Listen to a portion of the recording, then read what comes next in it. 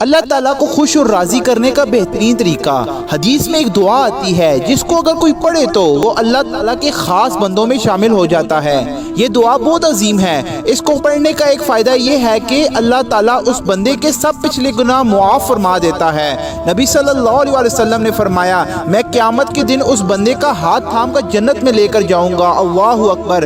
تیسرا اس کا فائدہ یہ ہے کہ قیامت کے دن اللہ تعالیٰ اس بندے پر اتنی نعمتیں انعام فرمائیں گے کہ وہ بندہ کہے گا، اے رب میں تجھ سے راضی ہو گیا، الحمدللہ۔ اس دعا کے پڑھنے کا چوتھا فائدہ یہ ہے کہ اللہ تعالیٰ اس بندے سے راضی ہو جائیں گے۔ سبحان اللہ۔ اس دعا کو اپنے معمول میں شامل کر لیں، اس کو روزانہ باقاعدگی اور پابندی کے ساتھ پڑھیں۔ آپ سوچ بھی نہیں سکیں گے کہ اس میں آپ کو کتنی افادیت ملے گی، اور وہ دعا ہے، رضیت باللہ ربا وبالاسلام دینا وبمحمد نبیا۔ دوستو کتنی بہترین دعا ہے۔ اس دعا کو روزانہ آپ ایک بار ضرور پڑھ لیجئے، انشاءاللہ دل بہت سکون اور منور ہوگا۔